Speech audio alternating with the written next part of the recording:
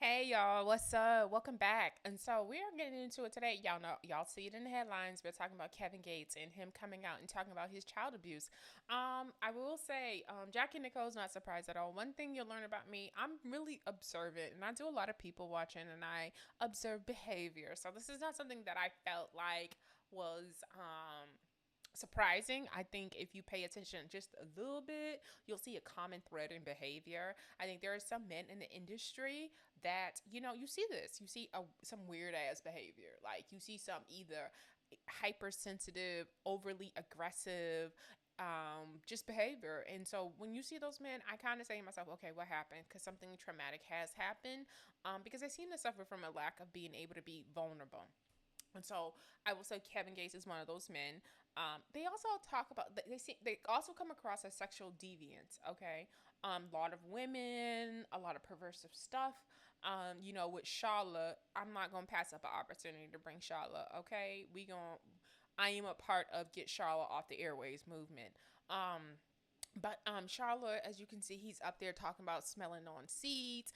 He makes women feel really uncomfortable. He's talking about eating the booty. He's throwing around bunkies. And then he's also talking about being sexually abused. So all I'm saying is that there is this common thread of behavior with men coming out and talking about R. Kelly, common thread of behavior of sexually abuse in their past. And so a lot of times these are those signs you have to pay attention to because that's how you can see it, right? Overly aggressive. Everything feels like disrespect to them.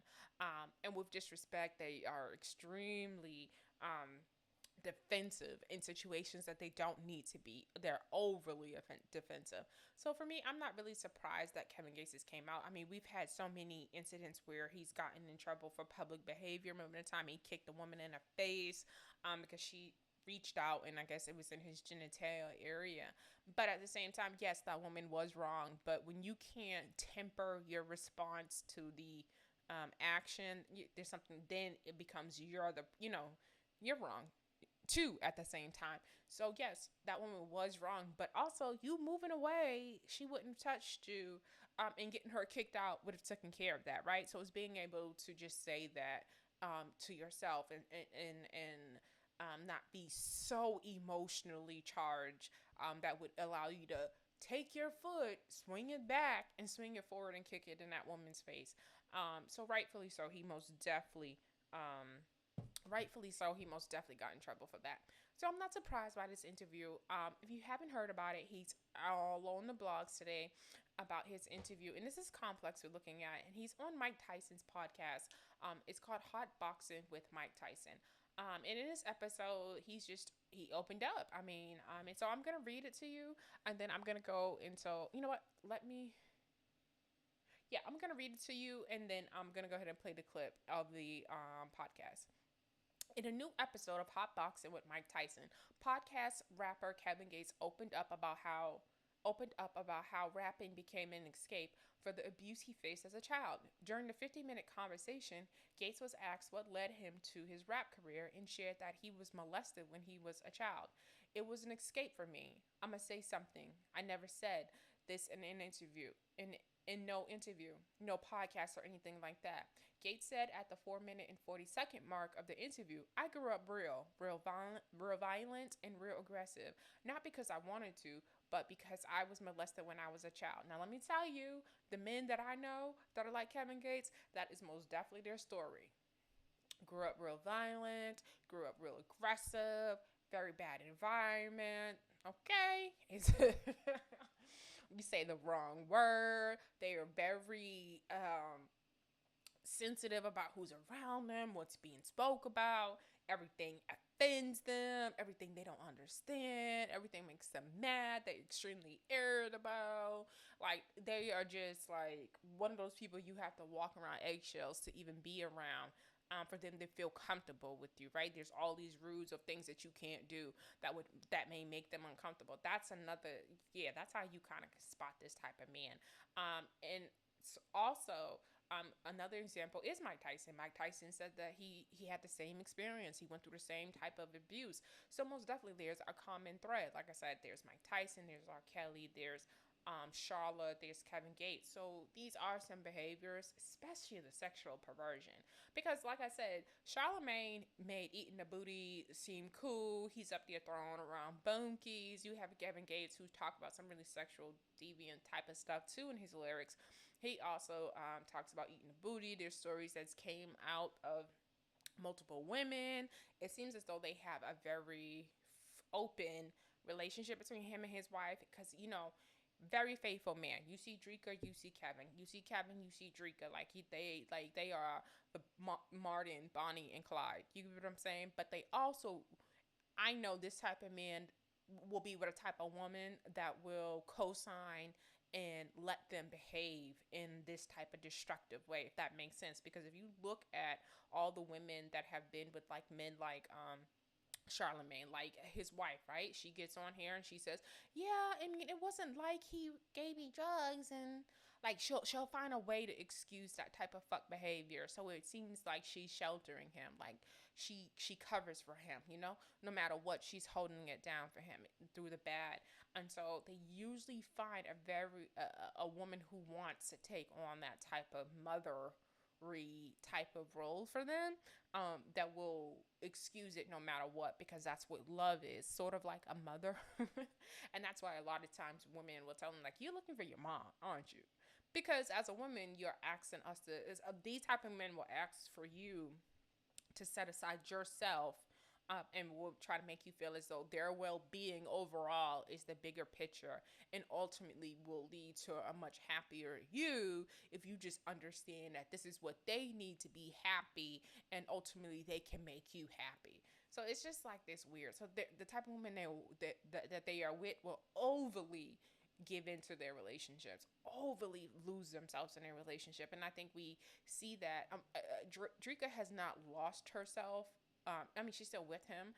She hasn't been disrespected, or I guess she hasn't found the reason that fits her standards for her to leave. So we can't say that she's in a bad relationship, but she most definitely is seen as his biggest supporter and the air beneath his wings, and he'll tell you that. So most definitely she supports and she rides with his bullshit. There's been allegations of women coming out talking about they have been his girlfriends, or they've had some type of sexual situation going on, and Drika says nothing. This is when he was in jail the last time. She says nothing, still plays her part as the woman, but it's just weird stuff, as if though they have a very open type of situation, and he's the man and he's allowed to be the man.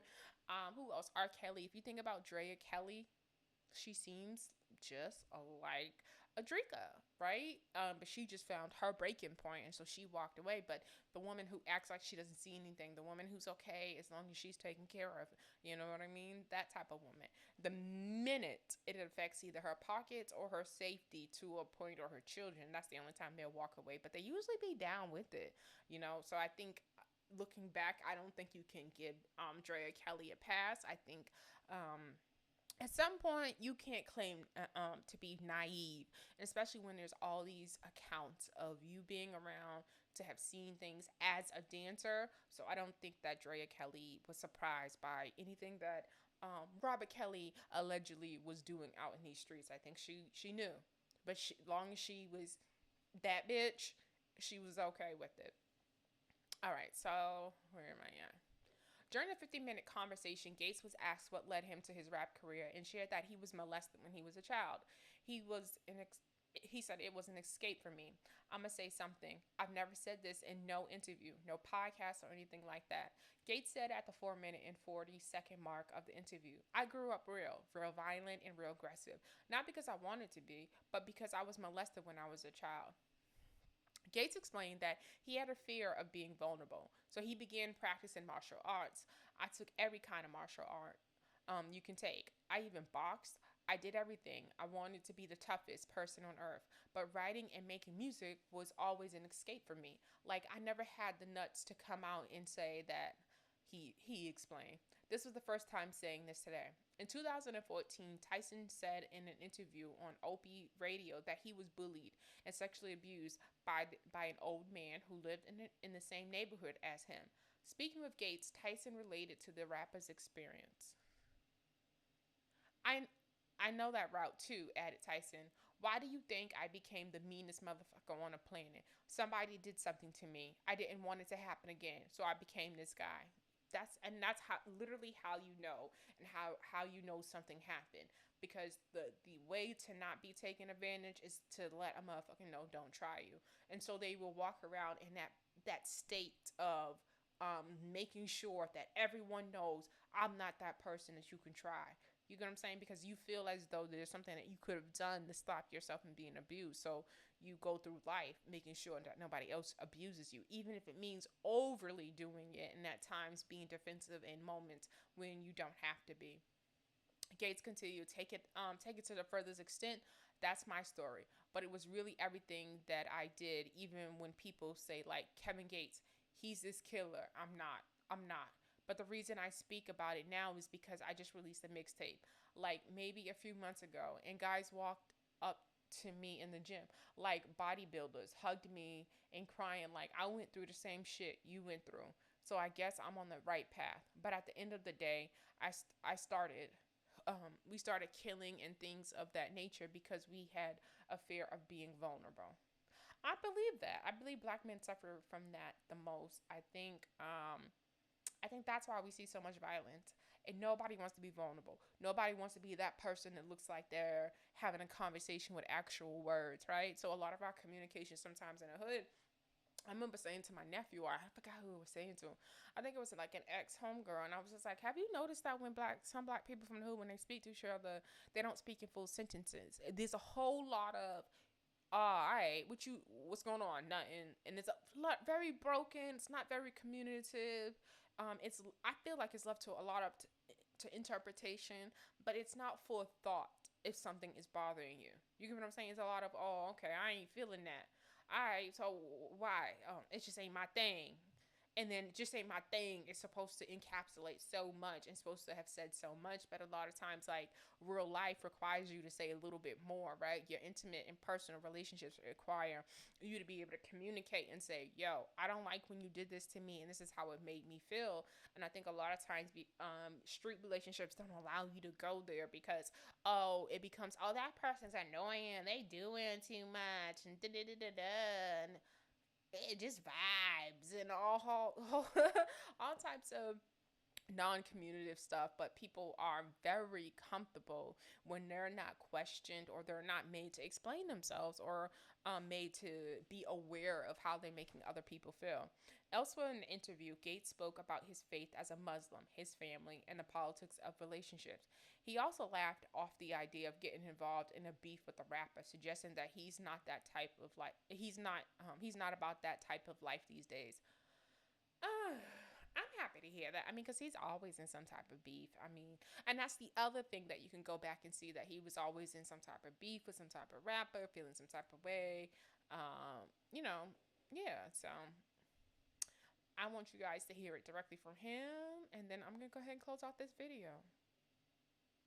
For the boxing, for you as a kid, man, what brought you into the rap game? It was an escape for me. And I'm gonna say something. I never said this in no interview, no podcast, or anything like that. I grew up real violent and real aggressive.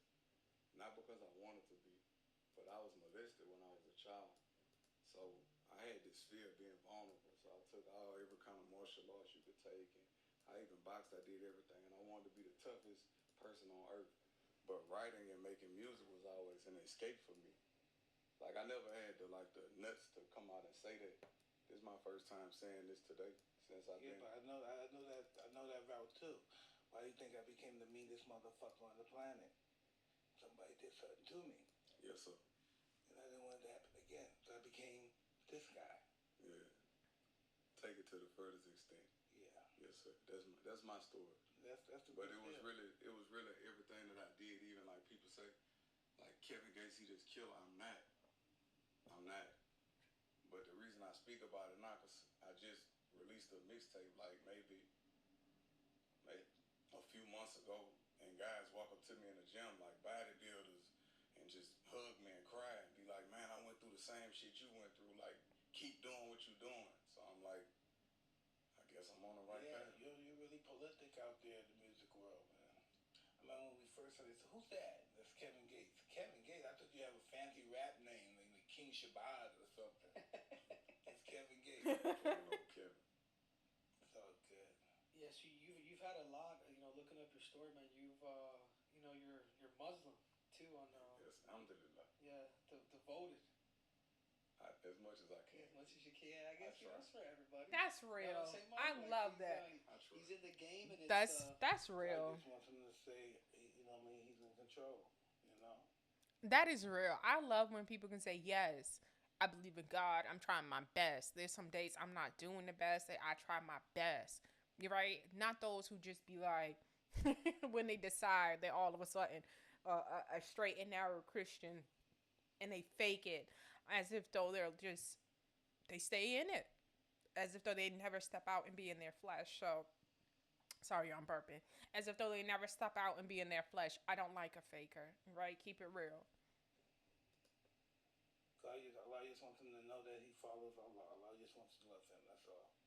Allah knows what we're doing. Before we were even born, he knew we were going to do what we're going to do, what we We will did. be judged by the intentions of our heart and our heart alone. But we try. We do well. We do good. You're not fighting with no one, are you? No, No other rapper or anything, are you? I don't involve myself in that. I think he has the best veneers here in the game. I think Kevin Gates have the best veneers that actually the doctor got it right. Some of y'all, the doctor didn't get it right. Doja, I heard about what's going on with yours, girl. Call Kevin Gates' doctor, find out where he got those done. Because those actually look like kind of real ass teeth. And Kevin Gates is so funny talking about, oh, I don't do that, sir. See, now this is the part where you gotta call Kevin Gates out because you have to listen. He's not going. He's too cool to show up on camera to really acting adversarial to a nigga and go back and forth. Like he's really too cool to really kind of do that. He ain't trying to be seen doing that. But what you have to do is listen to the music because the nigga will put it in the music if he don't fuck with you and don't like you. You'll have to figure it out through the fucking music. And we usually do figure it out because he's so. Yeah, he gets nasty on that mic. Like I said, he's one of my favorite people. Yeah, pressure, baby, pressure.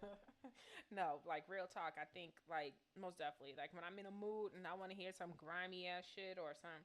It's not even just grimy though, cause I can't explain it. But he most definitely for me, like he raps with a lot of like self empowerment type of shit. You know what I'm saying? Cause he is Muslim. So for me, I lean towards that. And when talk about spirituality and religion and all stuff, I lean more towards that than anything else. So for me, I love what he be talking about. You know what I'm saying? So that's my most definitely my shit. Where is it at? Right here. No, that's not the album. No, I'm trying to find my favorite song. Trying to find my favorite song. I really do have like a real favorite song. Like I literally go to this song. I literally go to this song when I like need a pickup. Mm-mm-mm-mm-mm.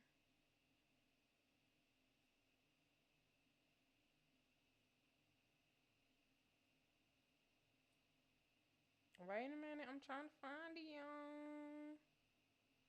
Trying to find it. Where can I find my song?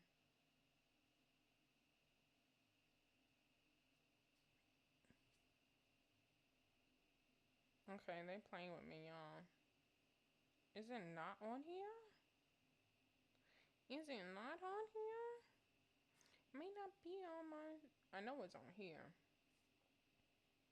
No, it's on here.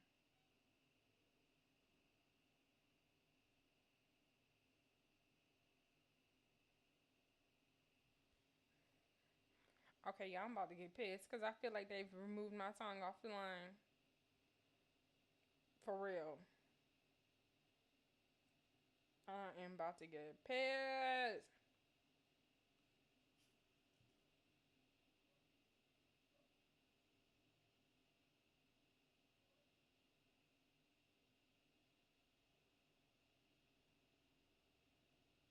Mm-mm.